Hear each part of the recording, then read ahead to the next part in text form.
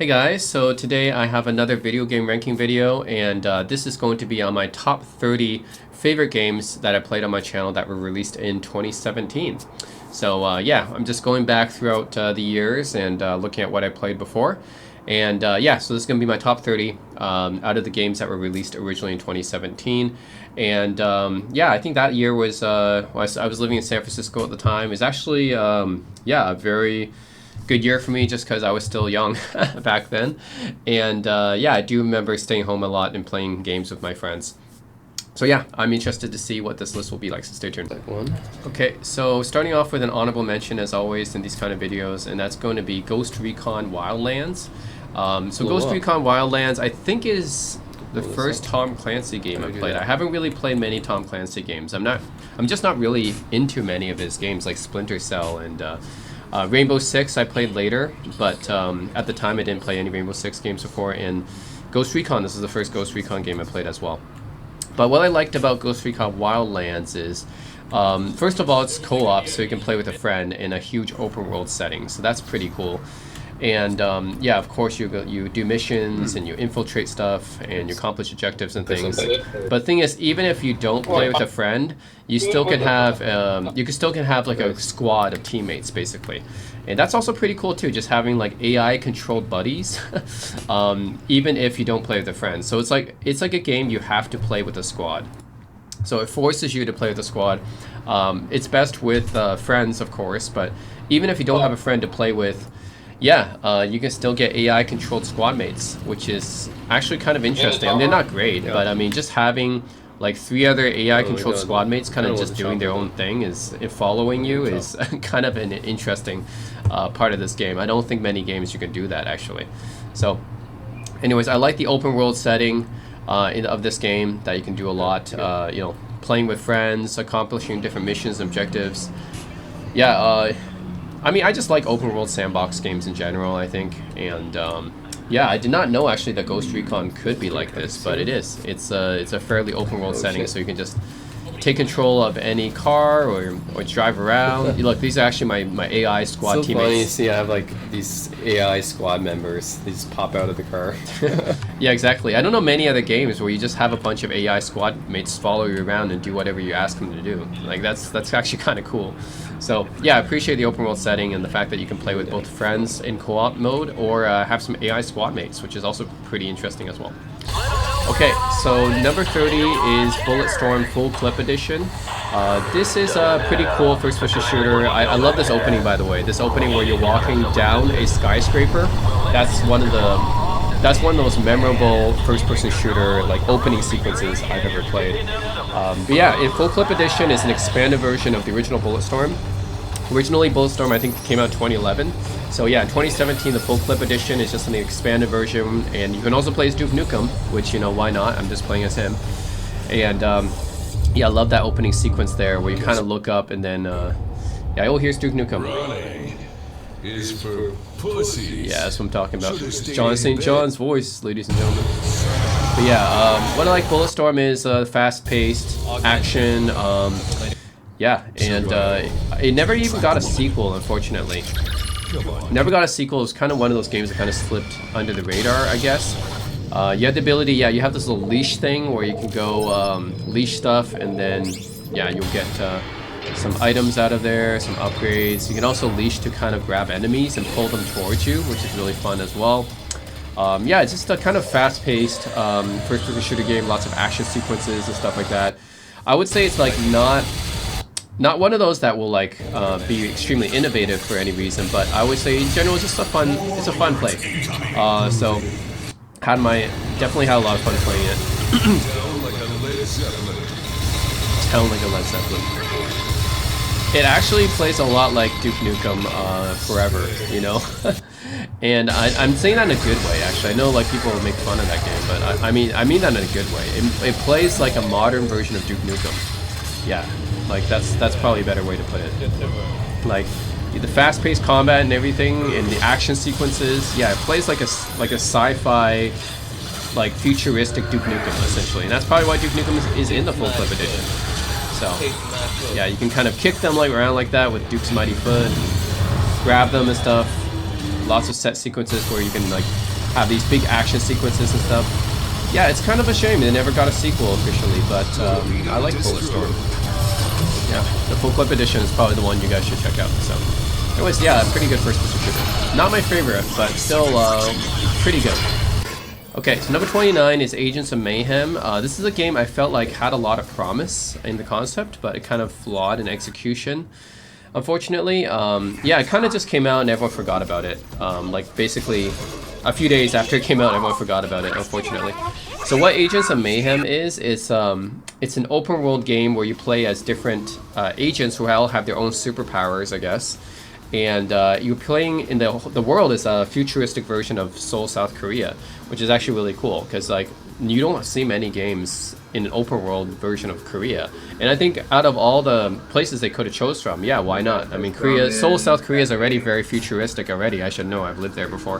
The really cool thing is that Seoul has a lot of 24 hours. Yeah, and it makes sense to have a futuristic game set in Seoul. And yeah, the fact that you can play as all a squad of people that all have their own powers and stuff, it's a cool concept, you know? It's just the execution wasn't quite as good. I just felt like the reason why it's not so well remembered is simply because I think it's a bit shallow. Like, yeah, like they put everything in this game that like that's pretty much necessary to put in, but it's just you have this wide open world, but really nothing else to do. It's like one of the, it's like Crackdown. I think that's what it reminds me of. Crackdown is kind of like this as well. I'll put those games on the same level because Crackdown is also like, I felt like, oh, cool, you have all these powers and you're in this futuristic world setting, but it all seems kind of superficial and shallow because it's like you have this big world, but really not much to do in it. Yeah, it's like Agents of Mayhem, I felt the same thing. It's like, oh, you control these cool superhero characters, but there's not too much to do in this world. It's like, ostensibly, it looks like a really cool world, but there's not too much to do in it, to be honest. Like, even these cars you drive around. Oh, look, really cool cars. You can drive on the streets of Seoul and stuff. But then it's like, after I play it for a bit, I was like, oh, okay, well, what else is there to do? You know? Like, you see all this, you see all this, like, nice, cool scenery and stuff, but you can't really do much. So, oh, you have Johnny Gat in this one, too, from Saints Row. So I guess he's, like, making a cameo appearance, which makes sense, because I felt Saints Row 4 was kind of like this as well. It was a little bit too over-reliant on the superpowers. But at least, even in Saints Row, there's more to do. No, that's the thing. Agents of Mayhem, I never felt like there was as much to do as even in Saints Row. And of course, obviously GTA. If you were to compare it to GTA, there's way more to do in GTA. So, like Grand Theft Auto has way more things to do in their world. Agents of Mayhem just kind of felt like an empty world to me, which is unfortunate because it's really cool to be able to play an open world game in futuristic Seoul and with superheroes and stuff, but just you drive around and it's like, oh, okay, that's cool, and then that's it. There's nothing much else to do. Yeah, it's unfortunate, but the game had a lot of promise though. But just the execution, well, wasn't great, and yeah, definitely could have been better. I think the world definitely could have been more fleshed out. Okay, so number 28 is Evil Within 2. This is a horror game, and I remember when I was playing this, yeah, you had to like, first of all, you're kind of stuck in this other dimension, I guess, which is like this detective's office that you're in. You gotta search for some missing agents, and then you go into different dimensions and stuff, and then creepy shit starts happening. You start to see like creepy monsters and stuff. It does get scary at times, because this is like kind of psychological horror at times, but you also have a lot of monsters coming at you at times, and yeah, like this, like what is this, right? That definitely screams Japanese horror vibes to me. And then you have this creature here that's following you. Oh shit. Yeah, this thing that comes up behind you. Very Japanese horror. You know, I don't think this is a Japanese developer, but yeah, look at that. Like, this thing just, man, is nightmarish. Absolutely nightmarish. So definitely some crazy looking creatures in this game. Definitely scary, I'd say. And then, yeah, like this is another one where it's a woman where like freaking worms or tentacles or something's coming out of her brain, and it's pretty nuts. Yeah. Oh my god. So definitely this game has some pretty terrifying sequence inside of it, and also have zombies and stuff as well, so you got your Resident Evil vibe here. Yeah, all in all, I would say it's like somewhat of a combination between Resident Evil and Silent Hill. You got the psychological aspects of it, like you're stuck in some nightmarish world, and then you got the Resident Evil aspect, which is like a bunch of zombies come at you.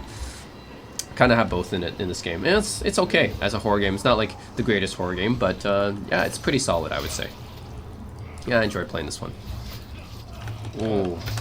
Oh no, I got bitten by that one. Damn. Oh no.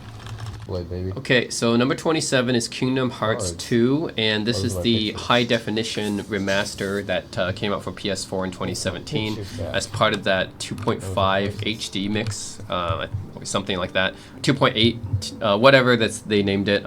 Kingdom Hearts always has weird naming, but yeah. I think Kingdom Hearts 2 is considered by many to be one of the best JRPGs of its era. I guess I never really got into Kingdom Hearts as much as other people did. I can kind of appreciate it for, you know, just being kind of a cool crossover JRPG between Disney characters and some Square Enix characters, and like in particular Final Fantasy characters. Yeah, it's essentially like a crossover JRPG between Final Fantasy characters, Disney characters, and their own original characters, which in this case, the main characters that you play is pretty original to Kingdom Hearts. Yeah, I can never understand the storyline that much. I think it's pretty convoluted. Battle system is just okay, I guess. I never really found the battle system that like great either, but yeah, I mean, it's just for like the Disney characters and the crossover appeal. I think that's why a lot of people like Kingdom Hearts and stuff. But yeah, I can never really get into the story as much. Combat is just okay too. But hey, you know, I think it's still a decent JRPG. I just don't think it's as great as other people think, for me. So anyways, I'm gonna put Kingdom Hearts 2 HD on this mix. It's probably the best way to play it now because it's been remastered. And now you have Kingdom Hearts 3 as well. I'm not sure if Kingdom Hearts 3 is actually considered better than 2. I think 2 is probably considered a bit better than 1. And then there's the mobile entries as well. GBA and PSP got their own entries. Burst by Sleep and Chain Memories, I think. But yeah, the game is just overall a little bit, like the story is just all over the place. I don't know. Like, yeah. Yeah, all these different characters and stuff. I can't say I'm a Kingdom Hearts fan, but I can appreciate it as a decent JRPG. I'm just not gonna say it's one of the best for me. But it's decent, you know, still worth playing and checking out, especially if you like the crossover appeal Disney characters with Final Fantasy. So yeah, Kingdom Hearts 2 HD for the PS4. Okay, so 26 is Everything, which is a pretty unique game in my experience. So this is like I have a hard time categorizing this game, but I just put it in miscellaneous. But basically, it's a game where you can control pretty much everything in this world. Snow chunk. So here now? Yeah, like Where does snow appear? pretty much everything from the individual atoms of something. Like, yeah, you can actually go all the way down into an atom and control the atom, or you can go all the way up to the planet level. Like that's how big the scale of this game is. Like you can control almost everything in this game. So down to the molecules and the atoms. Like that's pretty crazy, right? Like here, yeah, I can control some pebbles, some snowballs, some pieces of flakes of snow, and Spruce. I can control the spruce trees. Yeah, I think the part of the goal is just to see like just how many things you can take control of. I think that's one of the achievements. Popular speech reflects it. We say, I came into this world. Alright, let's go up to the planetary level, guys. Yeah, so here I guess I'm controlling the planetary planets level. now. Face facts. See how big we can get. Yeah, so that's the Without Earth. encounters with reality. Yeah, so I control the Earth, and then I control what, the Sun. Yeah, I can go up to the solar level, and then go up to the universe, no, galaxy level actually. Yep, I'm controlling galaxies now. Yep. Galaxy. Ooh. Yeah, and Hi. I think the galaxy might be the largest thing you can control. I don't stellated polyhedron. And then you go into some What is other this? stuff, but I think it just goes back I out. literally was at the planetary level. Yeah, and so then went to the basically uni- it loops over. So you go into the galaxy level, and then you go back into the atom level. So I think it kind of loops like that. subatomic. But yeah, it's just really unique. The premise of this game is like just to figure out what kind of things you can control in this world, and you can control so many things, and they all can kind of do stuff. Like trees can't really move, but you can sprout more trees, I guess. But if you're other things like a rock, you can actually move even if you're a rock or a stone. But yeah, it's just the sheer amount of things you can control in this game is just amazing. So just a really unique game, I would say. So yeah, that's why I'm gonna put everything here. It's never really played anything else like this. Super unique game. You control everything from atoms to galaxies. Wow. I have no idea. Pretty much everything in between. What is this thing? Okay, so number 25 is Torment Tides of Numenera. So this is designed as a spiritual successor to the all-time acclaimed Western RPG Planescape Torment, hence the name Torment. So basically, I would say that this game, I don't know, for some reason people don't talk about it as much. I'm not really sure why. Maybe just kind of got overlooked or slipped under the radar or something. But yeah, like it got Kickstarter, it got properly funded, and then it came out, and then just people stopped talking about it. Yeah, I don't know. Like I personally, I enjoyed playing it. I know it's not quite as well acclaimed as Planescape Torment is, but it's still a pretty solid CRPG type of experience, right? It's still kind of story driven, narrative driven. Still, it's got combat, you know, just like in Planescape, but it's not the main focus of the game. So I'm not really sure why this got so overlooked and kind of forgotten, but not many people seem to talk about Torment Tides of Numenera. And Disco Elysium came out 2 years later, which got a lot more praise and acclaim. I think a lot more people talk about Disco Elysium than they do about Torment Tides of Numenera. That one's kind of considered also a spiritual successor to Planescape Torment as well. Probably more true to the narrative-driven type of premise. But yeah, I had a fun time with Torment Tides of Numenera. It's very interactive with the world and story. If you guys want to have like a CRPG, like an isometric Western RPG experience where you can explore the world a lot, then I think Torment Tides of Numenera is like that. I actually think of this more as almost like a BioWare game in a sense, because you do explore the world quite a bit, and the combat is not taking center stage. Like for example, like if you play Icewind Dale, that's a game that's fairly focused on combat, and then Baldur's Gate is kind of in between. Planescape, of course, is more narrative driven, and Torment Tides of Numenera, I think, is leaning more towards the narrative driven, although not quite as much as Disco Elysium. Disco Elysium is almost entirely like focusing on the story and the narrative. But Torment is still good. I mean, you just go around exploring the world and getting to know more about the characters and everything, and yeah, it focuses a little bit more heavily on this side of things, on the exploration and character development and story. And yeah, I think it's pretty solid. Not going to be as good as Planescape Torment, and doesn't really measure up to Disco Elysium in terms of the overall arcing story and narrative either, but it's still pretty solid. You know, it's a solid 75 to 80 out of 100 type game. So I think more people should check it out. Okay, so 24 is Outlast 2. This is the sequel to Outlast. I liked Outlast 2 a bit better because this game is, well, first of all, you're not just stuck in a sanitarium like in the first one. The first game, you're just pretty much stuck in one place. This game, yeah, you can go out in the open and do go like into more settings and more areas. So it has more, just has more content and more variety in gameplay, I would say, in terms of the environment. But the premise is, gameplay elements are kind of similar actually, because you know the whole. You find a camcorder, you use the camcorder with, I mean, you have a camcorder, but the camcorder, you always have limited battery life, because the battery life is always like basically, yeah, you find like these batteries that last like freaking, like, well, 1 minute probably at most, and then they die off, and you gotta find another battery. Yeah, that's the thing about Outlast, is I always found like that to be kind of like, geez, how high powered is your camcorder light that it doesn't even last like a minute on the battery, you know? But I know they had to do that in order to add the sense of the thriller and suspense to it, because you know they gotta add the darkness, right? This is a horror game, so they gotta make it as scary as possible by making it dark and by making the batteries more limited, or rather making the battery life more limited for the light.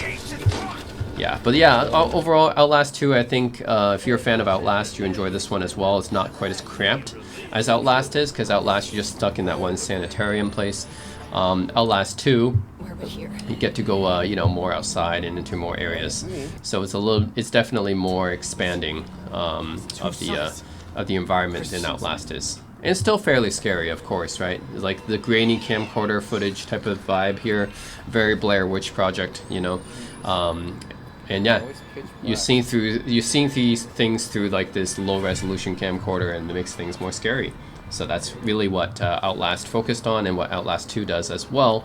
Although Outlast 2, yeah, it doesn't focus like singularly on that. Like I think Outlast is almost like that's like a one-trick pony, right? It focuses specifically on using the low quality camcorder to kind of get you the horror vibes. But this one, Outlast 2, is a little bit more than that. You know, kind of expands on the gameplay and the setting and environment a bit. So I like it a bit better. Okay, and number 23 is Cosmic Star Heron. Another game that I think not many people talk about for some reason. There we go. Yeah, this is a very retro 16-bit or Super Nintendo era style modern RPG. So, but yeah, basically it's an indie RPG done in the style of a Super Nintendo or 16-bit RPG, and it came out in 2017. This is before, I would say before a lot of the indie games that you see now try to copy the style. So nowadays you see, you know, Chained Echoes and Sea of Stars and a whole bunch of indie devs try to get this retro style going, but Cosmic Star Heron came out. I think there wasn't too many other RPGs like this. Like Crosscode wasn't even out yet, and I talked about Crosscode already, how even that was kind of unique for the time. So yeah, I don't know why more people don't talk about Cosmic Star Heron. I think it's actually done fairly well. I know like the story and characters maybe could be a bit better, more fleshed out. I wasn't playing Cthulhu Saves the World. Oh, Cthulhu Saves the World. That's the previous game. That's a reference, I think, to another game by the same developer. And Cthulhu Saves the World is another one that's kind of done in a retro style. But I like Cosmic Star Heron better because it's done in the 16-bit style, not an 8-bit style. And I like 16-bit style better. Yeah, I mean, sure, the characters in the story could have been fleshed out a bit better, but I still enjoyed playing through this thing. Yeah, especially like for the time, you really didn't have too many other indie RPGs doing this kind of thing at the time. So I think that Cosmic Star Heron was definitely worth a pickup, and worth checking out. So yeah. Anyways, I don't know why more people don't talk about this game. Yeah, for me, I thought this was just like playing an old school Super Nintendo era RPG. It's set in the future, in a sci-fi world, in another planet and everything. And yeah, I mean, sure, it's not like I don't think it's Chained Echoes level of brilliance, but it's still good, still solid. You know, for me, it's another solid 75 out of 100 type game, and I think more people should check it out. Okay, number 22 is Halcyon 6 Starbase Commander Lightspeed Edition. So this game originally came out the year before 2016, but the Lightspeed edition of the game, which is kind of an improved version, came out in 2017. And how can I explain this game? It's kind of like a combination of many genres. I would say the main influence, or the main inspiration I can see from this game is Star Control 2, because that game had a lot of scope as well. But this game is also kind of different in its own way too, because you can do a lot of things. Like this was the combat, right? In the combat section of the game, basically you take turns. You have your spaceships and or starships, and you fight against their starships and raiders and pirates and stuff. So this is the combat section of the game. But then you have a management section of the game too. Yeah, where you have RPG aspects of the game too, right? You have these different people, officers, strategists, biology, mechanic. Like you can kind of select different officers to hire for your ship. You can expand your ship. Like see how many areas you can expand, right? Yeah, you can build. You can like upgrade your ship, enhance your ship. You can choose different areas of your starbase to build. You can like land on different planets, and these are your ground officers. So this is ground combat. What we just saw before was ship combat. So you have ground combat as well. So it's not only a starship. Yeah. So this is kind of similar to ship combat. It's just you're on the ground, and instead of enemy starships, you're fighting against aliens and stuff.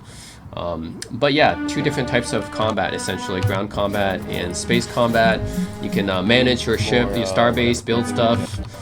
It's just a lot of things you can do in this game. Honestly, yeah, it does remind me of Star Control 2 the most because of its scope.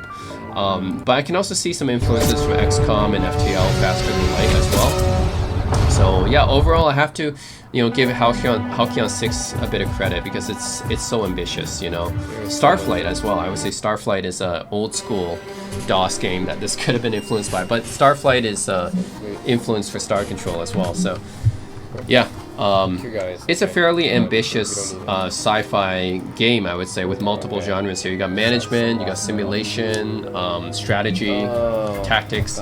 You got a lot of different genres in here. But yeah, overall, I like playing it. I think it's a fairly ambitious game, and if you like playing Star Control or Starflight, even FTL or XCOM, you might enjoy playing Halcyon. Yeah, it's just a lot you can do in this game. So yeah, I do recommend it for fans of those games. Okay, number 21 is Finding Paradise. This is part of a trilogy of games by the same developer, which is very narrative driven. Like, it's done using RPG Maker, but it's not really an RPG at all. It's almost akin more to a visual novel, because all you do is like you go around reading text. There's not really any combat or anything like that. Very, very narrative driven. But still, this is a very good game. And if you the game before this one is called To the Moon. If you play To the Moon, then you will definitely enjoy Finding Paradise, because it continues with the same technology that you use in To the Moon, which is just you play as these scientists from a company that's meant to fulfill your dying wishes, essentially. So you go and you basically change people's memories in a way that you can fulfill their wishes, or at least to the best of your ability. And so To the Moon, you did that. That's the first game that from this dev that's part of this trilogy. Finding Paradise is pretty similar to the Moon, except in this person's dying wishes or memories, it jumps around a bit. So there's more mystery in this one, because you're trying to find out what happened to kind of the missing memories. So there's a little bit more mystery in this one compared to the Moon. But these games are all really good, and the successor to this game, Imposter Factory, is one of my favorite indie games ever. So yeah, it's very narrative driven, but also the story is really nice to play through as well. Really the only gameplay of this game is going around, walking around, talking to people, and finding these orbs to progress to the next memory. So that's really the only gameplay, but it's fun to play through because it's very intriguing, right? And especially in this case, Finding Paradise is more about solving the clues and finding out, what happened to this guy's memory. Why is it so fragmented? So, yeah, and I think the payoff is worth it, because you do find out some cool stuff about this, about why it's like that in the end. So yeah, definitely worth playing if you like a narrative-driven game. Yeah, it looks like it's it's done using, it looks like a JRPG, but it's not. it's actually very narrative driven, almost like visual novel like. But I think definitely worth playing through if you want a good story. Okay, so number 20 is Thimbleweed Park. This is a point-and-click adventure game. I think from some of the same devs of this game worked on the LucasArts classics Maniac Mansion and Zak McKracken, I think. Which means, yeah, this game has good pedigree behind it. Essentially, it is done in the style of those games, like classic 1980s LucasArts style games. I think we'd better take so you have, especially Maniac Mansion, I think is a big influence, because you can tell, yeah, all the commands are down at the bottom. That's classic LucasArts style. I think we'd better take and yeah, you can switch between different characters. That's something you can do in Maniac Mansion. So yeah, I would say if you enjoyed Maniac Mansion and Zak McKracken, then Thimbleweed Park is definitely worth a pickup. Classic point-and-click adventure styling and everything. Why do they keep saying Yeah, it's actually, I didn't find out about this game until many years later after it released, unfortunately. But if I knew about this game back in 2017, I would have definitely picked it up right away. Yeah, what can I say? It's just, I like the old school style graphics. I like the fact that you can control multiple characters. It's done in a classic LucasArts style. And you play as these agents who are basically riff on Mulder and Scully from X-Files. So yeah, it's like an investigative, paranormal investigative type setting here, where you're looking at some weird things that happened in this town. Yeah, overall, it's just a really good game for people who love classic point-and-click adventures, like the classic LucasArts games especially. So definitely worth checking out. One of my favorite modern point-and-click adventures, I would say. There's a lot of point-and-click adventures by indie developers nowadays, but Thimbleweed Park actually came out at a time when there wasn't too many other indie point-and-click adventures. Nowadays there's a lot more. but for the time, yeah, this is I think this was like a breath of fresh air. You know, the 2010s mostly you didn't have too many, like actually the 2000s I should say. Yeah, 2000s you didn't really see many point and click adventures. It was only starting the mid 2000s, mid 2010s that you started to see more point and clicks make a comeback like this one. So yeah, definitely check it out if you're a fan of old school point and click adventure games, especially like from the late 80s or early 90s. Number 19 is DC Da Capo 3R. Oh, she's a So the DC Da Capo series is a Japanese visual novel series. They're kind of light novels, I would say, and yeah, originally, you know, there's more like hentai stuff involved, but of course, this being a Western release, that stuff is all taken out. What you're left with is essentially a very lighthearted visual novel. Yeah, I think so far this is still the very last DC Da Capo game released in the West. I don't think DC Da Capo 4 has so far gotten an official translation yet, which sucks because I like playing DC Da Capo. This is like the type of game I would play to relax. You know, if I had a hard day at work or whatever, I need to relieve some stress. I need just a relaxing game to play and a cozy game to play, maybe. Yeah, I'll play this type of game because this is all lightheartedness. It's not one of those visual novels that, yeah, it doesn't make you stressed. You know, it's not like a horror visual novel or anything. Yeah, it's very slice of life, very upbeat, positive. Yeah, just cute, I guess, cute style visual novel. So it's a good visual novel to play to just relax. And of course, it's geared more towards guys, right? I mean, this is one of those where it's like you're playing as a main character, and a bunch of girls are in love with you at school and stuff. Yeah, so it's one of those types. But hey, you know, if you're an otaku like me, then definitely you enjoy playing it. So yeah, it's a nice slice of life, relaxing type of visual novel to play. So DC Da Capo 3R. Still the very last one that's been officially translated, unfortunately. Okay, so number 18, I have Turok 2 Seeds of Evil Remastered. Oh yeah, I can lift myself So the original Turok 2, of course, came out in the 90s. Probably my favorite Turok game. I've said so before. In many ways, I think FPS Turok has ranking videos.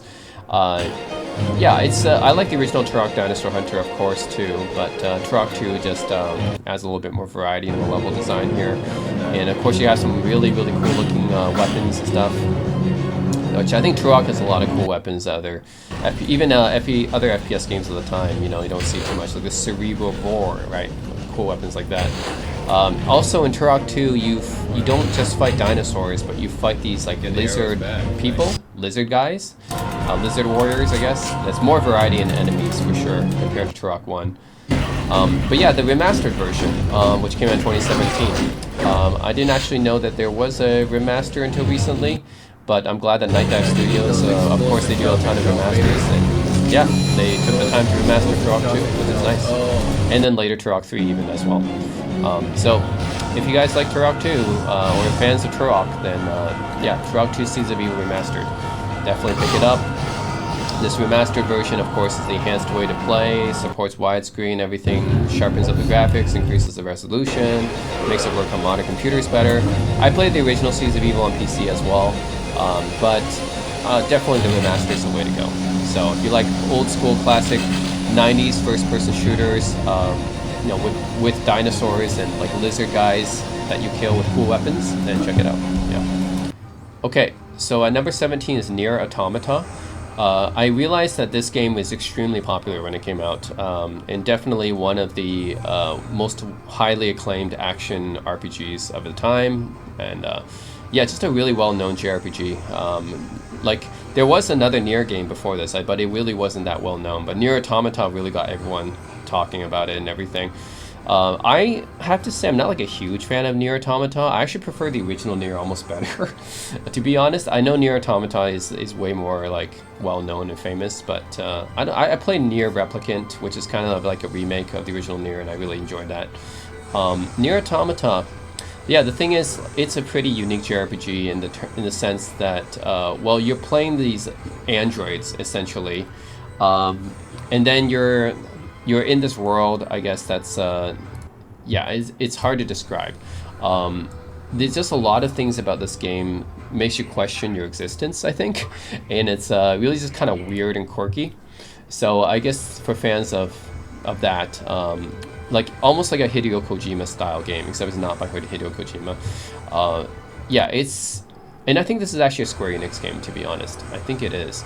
But yeah, for an action RPG, I think this is one of the most well known, and yeah, I can see why. Like, it's like the combat and everything is pretty satisfying. The visuals are very nice. It's a very unique world with a very unique storytelling as well. It's almost very philosophical in a way, I would say, for the storytelling. The characters have become iconic, actually, like this main android. I think her name is like some number or something like that, like 2B or something like that. I forget, because it's been a while since I played this game. I played it when it was released. I didn't really go back to it. Because like I said, I'm not like a huge fan of Nier, but I understand like this game is still great. You know, I still have it on my list. Yeah, so it's been a while since I played it, but you know, I still respect it because it is a work of art for sure. The bosses and everything just incredible looking. The character design, boss design, yeah, it's all done really well. And the whole design of the world, the philosophical elements in this game, yeah, it's all done really, really well. I'm just not like a huge fan of Nier, I guess because it's really not really my thing, but I understand, you know, it's extremely popular and a lot of people like it, and yeah, I have to give it props. You know, it is done quite well if you're into this sort of thing. So Nier Automata has to be mentioned. I know it's yeah, it's kind of a quirky game, but yeah, it's just done really well. And I think to this day, it still hasn't really gotten a real sequel yet. Yeah, I mean, I'm not sure why, but I think Nier Automata sold really well, but I'm not sure why I didn't really get it.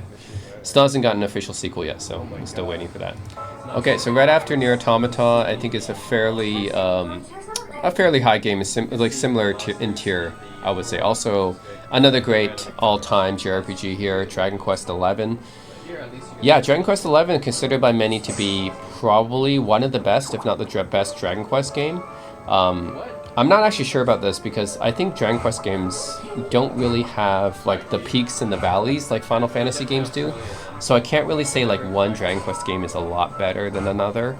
I think for Dragon Quest games, you either have like the so-so ones, and then you have pretty good ones, and then that's about it. You don't really have any all-time great that changes the entire genre or anything, and then you don't have any really bad ones either. Like, you don't have a Final Fantasy VII, you don't have a Final Fantasy VI level type of game from Dragon Quest. At the same time, you don't really have any that are really bad either. But I understand Dragon Quest XI is, yeah, this one is well beloved just for the reason, I think it's the latest Dragon Quest still. And yeah, it's just a very, very classic JRPG experience. And that's the thing about Dragon Quest, you know, Square Enix has Final Fantasy as a franchise that kind of pushes its boundaries. They kind of experiment with Final Fantasy a lot, and every game is so different. But with the Dragon Quest series, they always go back to the traditional JRPG gameplay and combat. So with Dragon Quest, it's always been the traditional Western fantasy setting. Characters are pretty much very stereotypical, I would say, of the Western fantasy setting. Yeah, it's done in this sort of anime-ish style that a lot of other JRPGs are done in. The combat is turn-based, very traditional. So I think Square Enix has always thought of Dragon Quest as kind of its more traditional JRPG series, and then Final Fantasy is more for like pushing the limits of what they can do. They try something different with every Final Fantasy entry. And Dragon Quest has never been as like high fidelity as Final Fantasy is, right? So it's not been the same kind of cinematic experience. So I think they just make Dragon Quest more of a traditional JRPG experience. And because of that, I think Dragon Quest has always kind of played it safe. I can't say whether or not this is the best Dragon Quest for me, but it's definitely a pretty good one. But at the same time, you know, because they play it so safe with Dragon Quest, it's hard to say whether any Dragon Quest game is much better than another. They're all just generally like decent to okay, you know? And I guess this one is pretty good. So yeah, Dragon Quest XI. Oh. Okay, so number 15 is South Park: The Fractured But Whole. This is the sequel to South Park: The Stick of Truth, both of them by Obsidian. And yeah, I think a lot of people still think this is probably two of the best South Park games ever released. Yeah, I remember when Stick of Truth came out, especially, yeah. a lot of people were just, yeah, they were so excited because they had the original involvement of the South Park creators. Sorry, the involvement of the original South Park creators, right? Now, I'm not too much of a South Park fan. I do watch the show sometimes, like clips and stuff of it. I'm not going to say I'm a huge hardcore fan, though. But yeah, a lot of people were excited about that. And yeah, it was really impressive because it really nailed the artistic design, the humor, yeah, just the whole atmosphere of South Park. I think the whole vibe of South Park, they nailed it really well. So Obsidian did a good job here, and with both of these games. And I personally like Fracture But Whole just a little bit more because it's more like superhero type of. I think that's the whole plot here, is that you turn into like superheroes basically. Everyone tries to be like a superhero. You see Cartman in his little raccoon outfit here. And then the Stick of Truth was more like the Lord of the Rings, you know, the Western fantasy type vibe.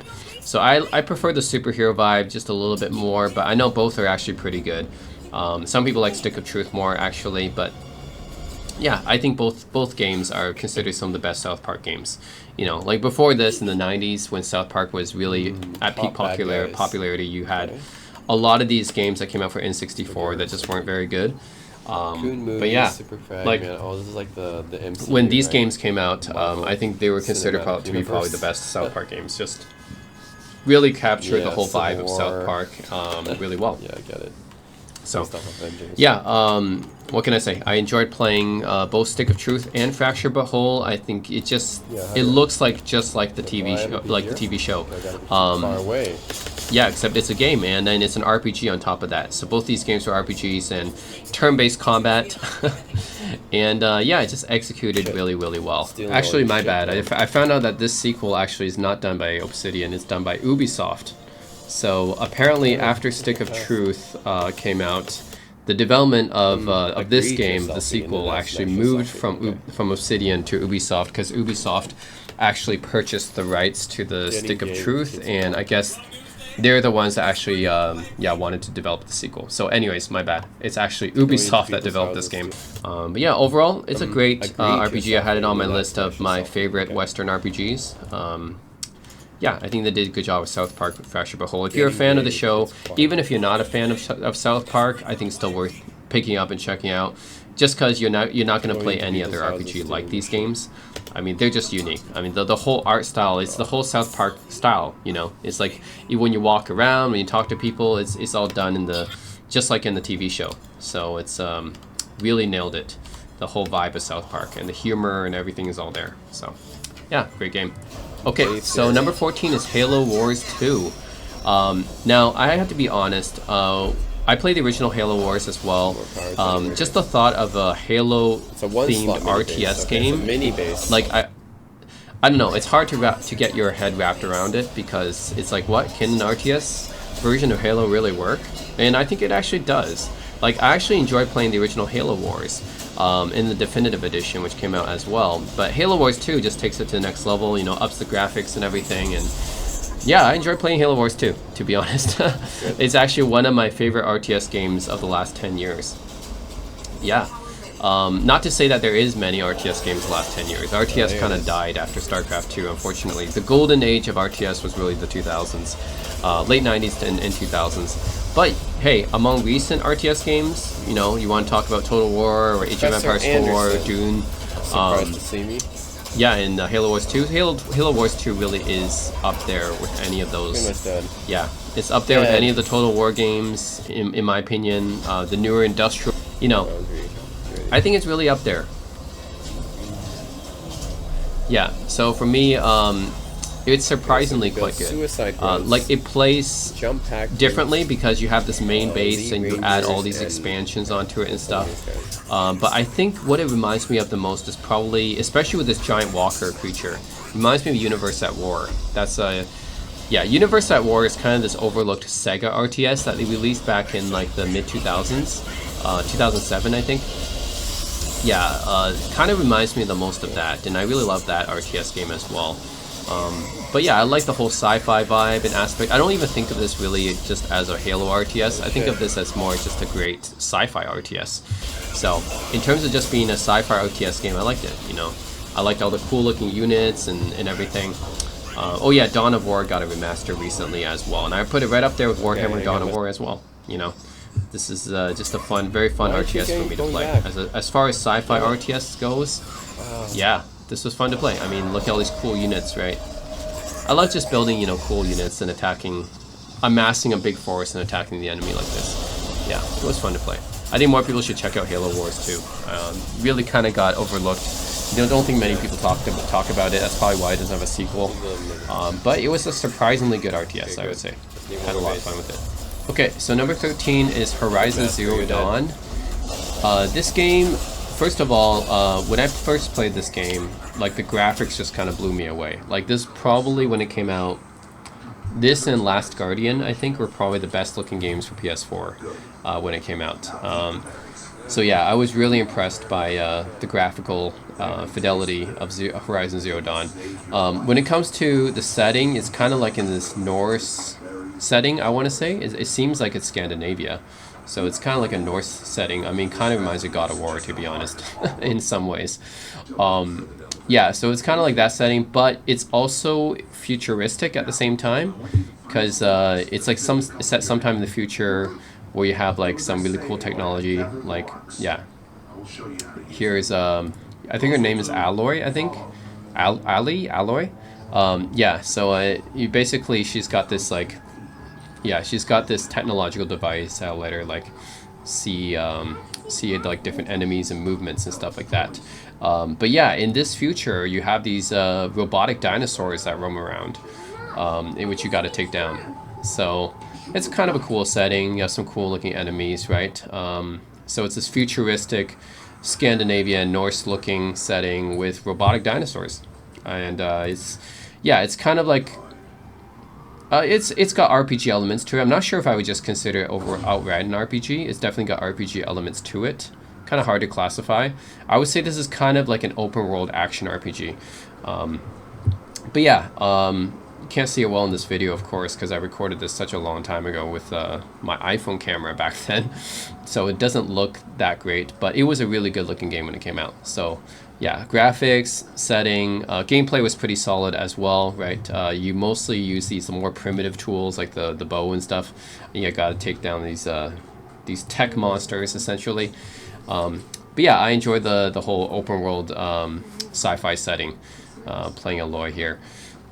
Yeah, so I think worth the check out, and of course Horizon Zero Dawn was popular enough to warrant a sequel, Forbidden West, as well. So yeah, overall, pretty great game, I would say. As far as open world RPGs are concerned, yeah, this was one of the standouts, especially of this year, of 2017. I mean, number 12 is Cuphead. Cuphead is a platformer game, or shooting platformer game, I was to say. Yeah, it's like a platformer shooter game, kind of like Contra. But what makes it special is the fact that, as you guys can see, it really looks like an old school 1930s Disney cartoon. And I don't know how they did it. I haven't seen any other game use something like this. Like, yeah, it just looks wholly unique. Never seen any other game look like this. Yeah, it just looks like you're playing a 1930s like Disney cartoon. I don't know how they did it. If you look at those old Mickey Mouse cartoons, like, wow, how did they make a game that looks like this? I don't know, but it's done really well. The artistic style is just amazing. The gameplay is also there too, because it's not. Yeah, it's challenging. Like, I don't think anyone who plays Cuphead would say it's not challenging. It's challenging. Like, you gotta be good to play Cuphead, and in that sense, it's a lot like the old school platformer shooters, right? It's a lot like the old school Contra games, for example, because they are difficult and challenging. That's how a lot of games were like back in the day. A lot of the games back in the day were hard, and that's exactly what Cuphead is like too. You really got to be like precise with your jumping and dodging and everything.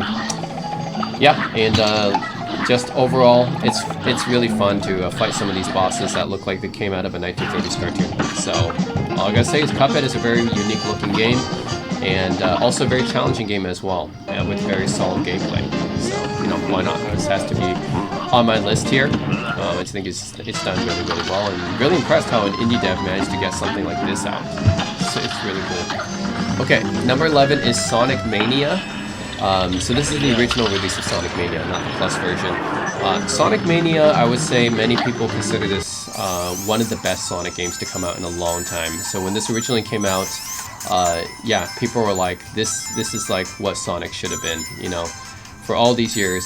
The thing about Sonic is that the best Sonic games are always the 2D ones. I mean, I know Sonic Adventure and Sonic Heroes were pretty decent, but yeah, I think most people think of Sonic as the great Sonic games is always the 2D Sonic games, the first three especially, right?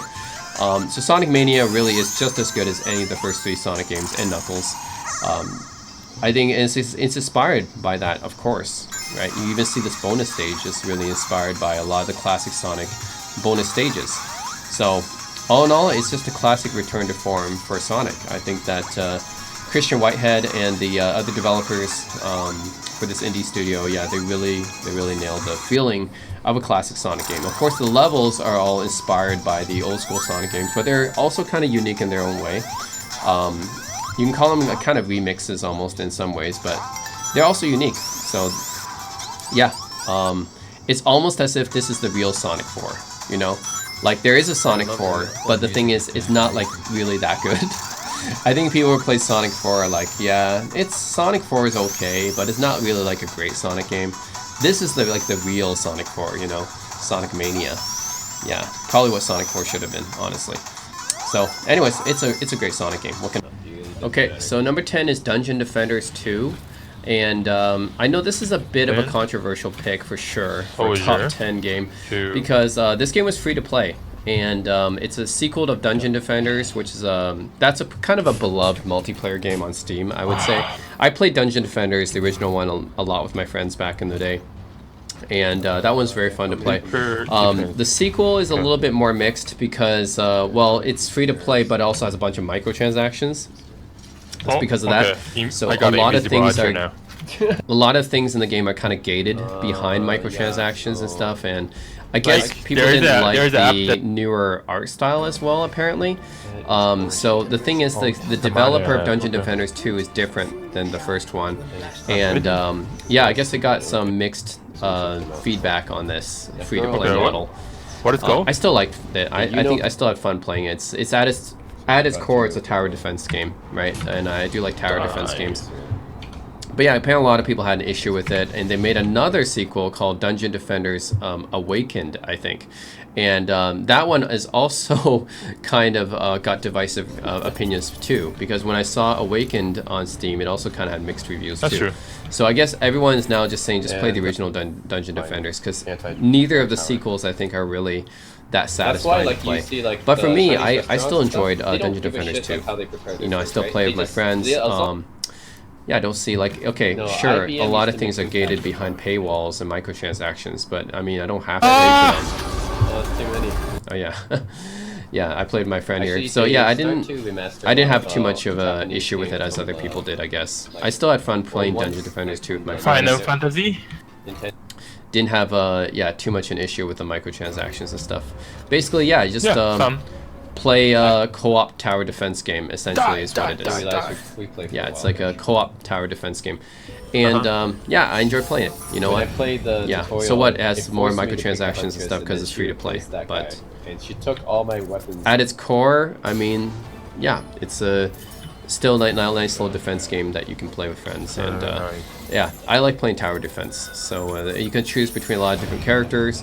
I know the first one is still probably better to play, but yeah, I have it. Yeah, I think that number 2 is still isolated from.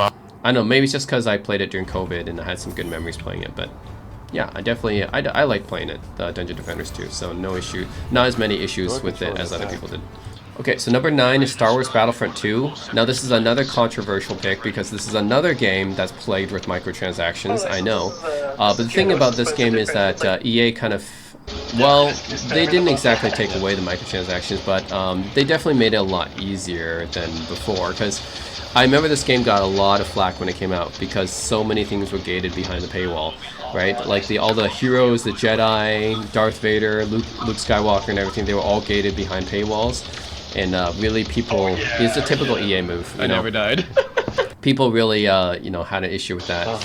And then they made that requirement a little bit better here, but yeah, I think still, for me, Star Wars Battlefront 2 it's better now, a lot better than when it came out. So I played this with my brother back in the day. I think during COVID time, I played this a bunch with my brother. Yeah, I think. Yeah, it was fun. I mean, come out of that hole. sure, it's you could still say the original Battlefront 2, which I still really love, is still a better game technically, because like you don't have to play online with friends or anything like that. You can play that one offline. Doesn't have as many, doesn't have the microtransactions and everything. But this newer enhanced version, essentially, this is a reboot of Battlefront 2, right? Obviously better graphics and everything, and yeah, what can I say? I still enjoy playing this, even though I know it's got some issues with the microtransactions and stuff, but still, I didn't have too much issues with it. Still had a fun time playing this with my brother. You get to play as, all sorts of Star Wars characters in different classic Star Wars settings. And it's especially fun, of course, when you play with a friend. So if you play multiplayer, of course, this game is mainly play multiplayer. If you can play with a friend, then it's still pretty fun, and especially if you're a Star Wars fan, You have some characters from the new movies as well, the sequel trilogy. So, anyways, I enjoy playing Battlefront 2, even if this game is sort of controversial-ish. But still had fun playing it. Had hours and hours of playtime of this with my brother during COVID. It's still pretty fun. Okay, number 8, Divinity Original Sin 2 by Larian Studios. Yes, so this is the game that really kind of made Larian famous. Before they made Baldur's Gate 3, they had Divinity Original Sin 2. This is like an all-time great CRPG, right? Isometric Western RPG. And what's all this stuff? Yeah, I would say if you're a fan of Baldur's Gate, if you're a fan of some of the old school D&D, Infinity Engine games, right? That would include Neverwinter Nights, Icewind Dale, Baldur's Gate, Planescape, any of those games, then you'll be a fan of Divinity Original Sin. Compared to Baldur's Gate 3, it's definitely a bit more challenging than Baldur's Gate 3. This is like more, how should I say, like, Baldur's Gate, of course, is a D&D game. This is not D&D, so you don't have the classic D&D dice roll attributes and stuff.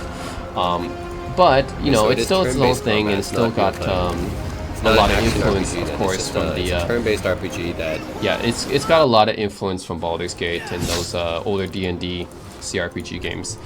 But it is not a D&D game, so that's the main difference you'll notice between this and Baldur's Gate. This is not a D&D game, so you won't have those dice rolls. But it's still like really good game to play, of course, if you're a Western RPG fan or CRPG fan. Yeah, it's a bit more challenging actually than Baldur's Gate 3 is. And the characters, of course, you create your own custom characters, but you have a wide variety of different characters and classes you can create. Graphics and the setting of the game and everything, and the characters you meet along the way. Yeah, it's all done really well. In the dialogues, the narrative. Yeah, this is really where Larian kind of got famous, and the reason why the D&D license, Baldur's Gate license was given to them really is because of Divinity Original Sin 2. I mean, they did such a good job with this game. What can I say? It's for me, it was like a top 10 Western RPG, actually. So it's maybe, like, depending on how you see it, some people might still like it better than Baldur's Gate 3. I know Baldur's Gate 3 is an all-time great Western RPG as well, but some people might like Divinity Original Sin 2. I mean, yeah, it takes place in its own universe. It's not a D&D game, but yeah, it's still very fun to play, and the gameplay is still very, very solid. So, anyways, highly recommend people... if you're fans of Baldur's Gate or other, isometric CRPGs, definitely check out Divinity Original Sin 2. It's an all-time classic to me. Okay, so number 7 is probably my favorite Resident Evil game, believe it or not, Resident Evil 7 Biohazard. And this game is... yeah, it's definitely done in a different style than other Resident Evil games. What you'll notice is that this game, compared to the previous Resident Evil games especially, is more psychological horror, and it's done from a first-person perspective. So no longer are you kind of third-person walking around in Raccoon City, and you have to kill a bunch of zombies and stuff like that. It's not like that. You're like stuck in a haunted house, essentially. Well... yeah, technically haunted house, and you have to get yourself away from this, like, crazy possessed Yeah, women here. I mean, to me, this was actually one of the most scariest Resident Evils. Probably from the first-person perspective, it is that much more immersive, I would say. Yeah, it's more immersive, and yeah, it's just a different experience from the Resident Evil games. I mean, I like Resident Evil 2 as well. I think Resident Evil 2 Remake is probably my other pick for my favorite Resident Evil game. That one is also, like, it doesn't overdo on the combat. The thing about Resident Evil 4 is, like, I felt like 4 kind of started this whole trend of being combat heavy. 2 was kind of really balanced. 7, of course, this is just a different thing altogether, and it really feels like you're almost in a horror movie or thriller movie, rather than a Resident Evil game. But yeah, like this. And parents, oh my god. Yeah, it's just that even though you don't have like all these zombies and stuff around you to kill, this game probably made me more scared than any of those games. It's probably the combination of being first person and just yeah, I mean, look at this. It's crazy. Oh my god, my hand. Oh. Yeah. Wait. Yeah, this stuff is the stuff of nightmares, I gotta say. Even though there's like, you know, you're not surrounded by zombies or anything, but the immersiveness of this game and just how much it's like almost like you're inside a horror thriller. Oh my man. Yeah, this really got me. So it's still my favorite Resident Evil game. I mean, Resident Evil Village is kind of continuing this as well, but I also feel like that game is oh my god. Yeah. This is something about Resident Evil 7. I just feel like, man, this game really feels like you're in the middle of a horror movie. It's like a classic horror movie and thriller. Oh my god. My hand. Oh my god. Yeah, that's the type of stuff you see in this game that really makes me terrified. Number 6, Super Mario Odyssey. Yeah, one of my favorite Mario games. I know there's so many great Mario games, right? It's not like Mario has like any bad games really. But if you look at his games, I think there's a few that would go in my all-time, right? Super Mario 3, obviously, Super Mario World. I think these are just the definitive two best 2D Super Mario games. The 3 and World. It really depends, you know, on preference. I think either those two are all-time great platformers in the 2D genre. And then for the 3D Mario games, it's going to be either Galaxy, or actually maybe Galaxy 2, because Galaxy 2 is a bit more refined. So Galaxy 2, Odyssey, or Mario 64. Yeah, but the thing about Odyssey is, yeah, I really liked, well, this is a pretty cool sequence because you had to play as 2D Mario.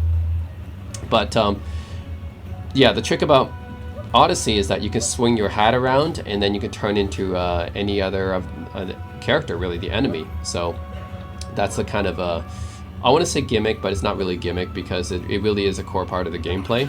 Being able to swing your, like you just throw your hat, it goes onto any enemy and you can become that enemy.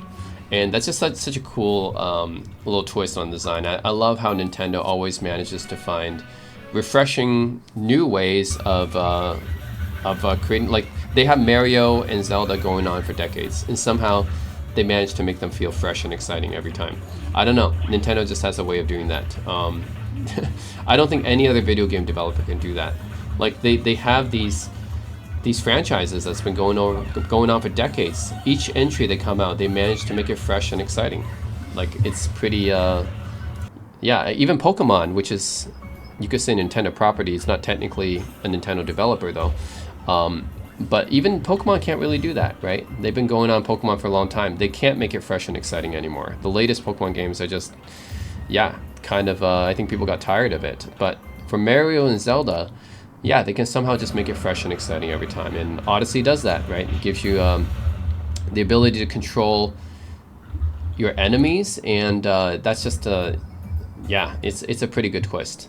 So, anyways, that's all I have to say about Super Mario Odyssey. I really did like playing it. I thought it was a really cool idea, and yeah, it's a fun game to play. And it might be, like, if you're talking about just technicality-wise, probably the best Super Mario 3D game. Because if you think about it, right, Super Mario 64 obviously is the more influential game, but just out of all the things that Nintendo has learned, I think Odyssey might actually be the best 3D Mario game. So, yeah, it's one of the best first-party titles for the Switch for sure. Okay, so number 5, Planescape Torment Enhanced Edition. This is like essentially a remastered, widescreen, higher resolution version of Planescape Torment. One of the greatest Western RPGs of all time. I think this is exactly the same spot I had Divinity Original Sin 2 and Planescape on my list in my all-time Western RPGs video as well. But yeah, this is a classic isometric Western RPG using the Infinity engine, and it's set in the Planescape campaign of D&D. So it is a D&D game. And yeah, what can I say about Planescape? It's a very influential game. It influenced games such as, well, the spiritual successor of this game is as Torment Tides of Numenera, which actually I mentioned earlier in this video, but also Disco Elysium as well, which is a very highly acclaimed game. It also influenced a lot of other games too, because what's different and unique about Planescape Torment is probably because it's not that combat focused. It's actually very story and narrative driven, and also exploration driven as well. So of course you do have combat in this game, right? Like right here, but that's not like the main point of this game. Is the main point of this game is more about yeah, the characters, the story, the narrative, sense of exploration that you get.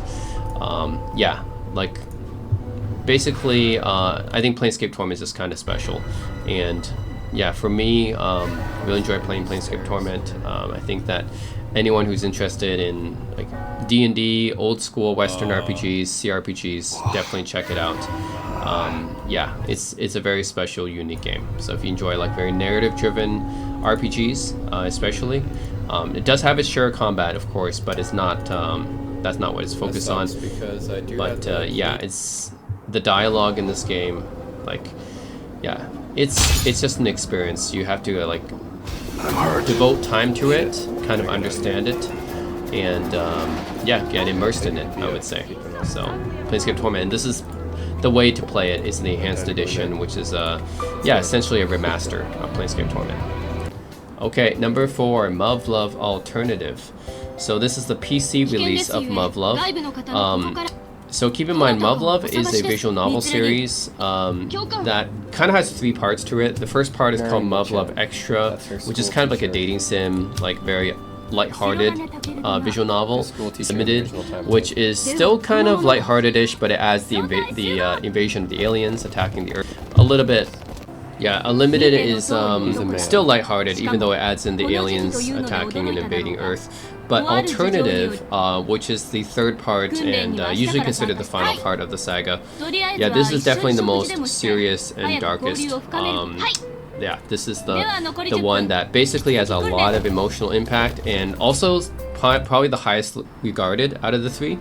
Originally this was a Japan-only series, so the English localization did not come until much later. I actually kickstarted and backed the official English localizations, and yeah, I actually got my Kickstarter versions, Muv-Luv Extra and Unlimited, which came out in 2016, and then this alternative version, which came out in 2017. But yeah, in this version, it's probably the one that people remember the most, is because it's so emotionally impactful. Like this one, you play as the main character Tekeru, who's usually kind of just like a pervert, your typical hentai pervert type in the 2 other versions of the game. In this game, even though it originally was an eroge, it originally had like hentai scenes in it, that's been taken out, and what you're left with really is just kind of a dark story. I mean, everyone's very serious about the alien invasions and everything. Yeah, and just even Takeru has to be very he has to be very serious as well, because the thing is, during the Unlimited version of the game, he remembers the events of Unlimited. He's the only one that does, and because he kind of trained and kind of went through the whole alien invasion of the betas, that's what the aliens are called in Muv-Luv, is the betas. So he went through that whole invasion in Unlimited, and he got sent back in time, and he has to experience this again. So he's a lot more serious and alternative. It's kind of like the Steins Gate Zero of this saga. I had to make that reference because Steins Gate Zero is kind of similar to this. It's just like at the beginning, you know, in the original entry is very more lighthearted, but in the later entries, like, yo, you got to be very serious, right? Because you experience some shit. So really, that's what alternative is. Dark and serious and emotionally impactful. But I recommend anyone who's into sci-fi visual novels to check it out. I mean, there's going to be aliens, there's going to be mechs. If you guys liked watching Neon Genesis Evangelion, you'll definitely like Muv-Luv as well, because definitely a lot of inspiration came from that.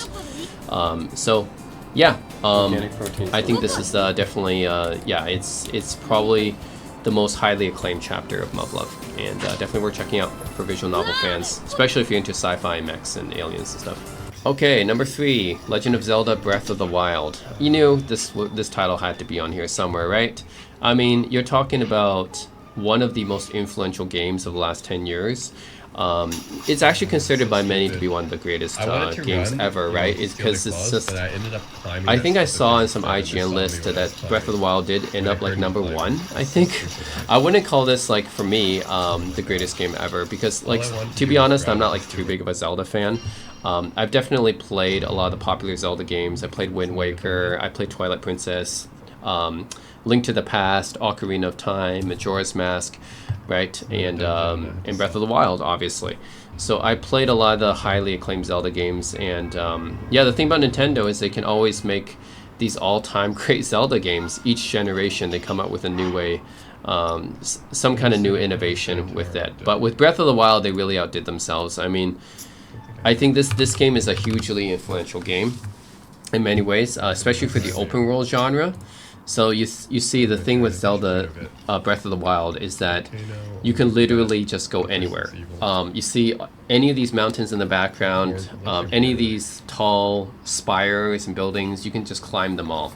And yeah, it's like, this is a hugely influential game because, especially for Japanese developers, like, the thing is, for a very long time, Western developers were the ones that made open world games. You know, Grand Theft Auto and Elder Scrolls, right? And yeah, these kind of open world games, Witcher, yeah, they were kind of the realm of Western developers. Japanese devs didn't really do this kind of thing. Japanese devs with their JRPGs and stuff kind of made like semi-open worlds. They were not fully explorable. Like Yakuza is a good example. It's like a semi-open world. You can kind of walk around and go places, but you can't really go just anywhere. And with Breath of the Wild, that really changed things up. Breath of the Wild, you really just can go anywhere. It's a fully explorable open world, and that influenced a lot of other Japanese devs hugely. I would name a big one, Elden Ring, right? Elden Ring is actually hugely inspired by Breath of the Wild, as is many other games like Power World, for example. So a lot of Japanese devs got influenced by Breath of the Wild and started making, you know, massive open worlds that are actually fully explorable. So we have to give Breath of the Wild credit for just influencing an entire generation of open world games. Yeah, now you play an open world game, and most of the time it's like you can explore just anywhere, just because of Breath of the Wild's influence, right? No more semi-open world stuff. I mean, you can still, JRPGs like still kind of like that, but yeah, you're starting to see more and more like fully explorable open worlds because of Breath of the Wild's influence. It's really that important of a game in video gaming history. Yeah, out of all the Zelda games, even though Tears of the Kingdom is the one that really builds upon this, and I do think Tears of the Kingdom is probably the better game because it builds upon Breath of the Wild. But in terms of influential impact, I think Breath of the Wild is really right up there with Ocarina of Time. I mean, these two games are just, yeah, pick one, you know, like they're all-time great. Breath of the Wild or Ocarina of Time. I mean, to me, Link to the Past actually belongs up there as well. But certainly in terms of impact and influence, both Ocarina of Time and Breath of the Wild deserve some respect. Yeah, for me, it's not like number one on my list, just because I'm not like a huge Zelda fan. Like I didn't exactly beat this game. I just played this for a couple hours, and I got why it's so great and why people love it. But I just had, you know, it didn't really draw me in as much as other games. Like, yeah, I guess I'm not a huge Zelda fan or anything, but I get why this game is so influential and impactful. Okay, number 2, Persona 5. Yeah, so this is still the latest entry of Persona, and they've been milking it for a while now. I mean, they milked Persona 4 for a bit, right, with the fighting games and everything, but Persona 5, man, what did they do? They added a tactics version, they added a hack and slash version as well, right? Yeah, they really milked Persona 5, and then of course they added Persona 5 Royal later. But the original Persona 5 release, what can I say? This was an all-time great JRPG for the era, and definitely one of the most memorable. Personally, I wouldn't say Persona 5 is my favorite Persona game, but I understand if others, you know, say that it is, because it is quite a bit more polished than previous Persona games, and just graphically, right, it's definitely the best looking. Unless you want to count Persona 3 Reload. I think Persona 3 Reload is actually the best looking Persona so far, but that's technically a remake. So in terms of original Persona games, yeah, Persona 5 is the best looking, and has, you know, it has more polish than the other Persona games. I mean, it came out later. I personally just have more sentimental attachment to Persona 3, and I like 3 Reload a lot, and also like Persona 4 Golden as well, which I think is getting a remake as well. So it's kind of close. And Persona 5 Royal, yeah, it's pretty close between all of these. I think I just have more personal attachment to Persona 3 and 4, but I grew up in that era, you know. For people who grew up with Persona 5, they probably think that this is probably the best one. But regardless, you know, you have to acknowledge that Persona 5 is an all-time great JRPG. Yeah, just as soon as it came out, just couldn't stop playing it. Yeah, it's got the classic balance of social relationships during the daytime, where you have to like balance your relationships with other people in your group, your friends, and at school, and figure out what to do with your schedule, you know, kind of plan your time. And then you go into the dungeon, and then that's when it becomes kind of a dungeon crawler game. So yeah, it's classic Persona in that aspect, right? It's like half social relationship simulator, and then like you got to plan your schedules around what to do and who to build up your social links with, and then the other half of the game is just dungeon crawler RPG with great music. So it's just very, very polished, and yeah, it's very well done. Obviously, it's yeah, an all-time great JRPG. So definitely have to have Persona 5 very, very high on my list. Yep, and you got to have some quirky characters like Morgana in it as well. Okay, number 1. My number 1 game of 2017 is Disgaea 5 Complete. Yeah, this is well, Disgaea 5 came out before, but the complete edition really wraps up everything too, with DLC, so and extra characters and levels and stuff, and extra chapters. Yeah, this is one of my all-time favorite JRPGs in tactical RPGs. I can do Carnage Dimension. I mean, the thing is, I didn't really play too much Disgaea before this. I guess it just, like, all the Disgaea games kind of like I didn't want to play them because people kept saying, oh, it's so grindy, you know, like you gotta grind for like hundreds of hours, and I understand that because after playing Disgaea 5, I pretty much spent over 100 hours on this game as well. But this game, I think, especially compared to the other Disgaea games I've played, it really drew me in because I love the characters, actually, in this game. The other Disgaea games are just, for some reason, I just don't think the characters are as memorable to me. And the mechanics of the game, yeah, this one is just more fluid. I mean, the gameplay is more fluid, the characters more memorable. I just still like Disgaea 5 as my favorite Disgaea game. I played 6 and 7 as well. 6 definitely wasn't as good. 7 is better, but I still consider 5 Complete my favorite Disgaea game. I mean, it just has, yeah, memorable characters, and gameplay is very polished and very fluid.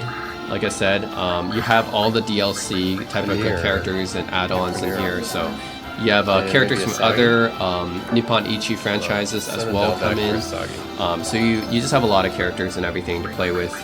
And man, I spent hundreds of hours. I think definitely over 100 hours. I wouldn't say, man, I don't know if I spent hundreds, but definitely at least 100 hours. Yeah, you grind a lot in Disgaea for sure.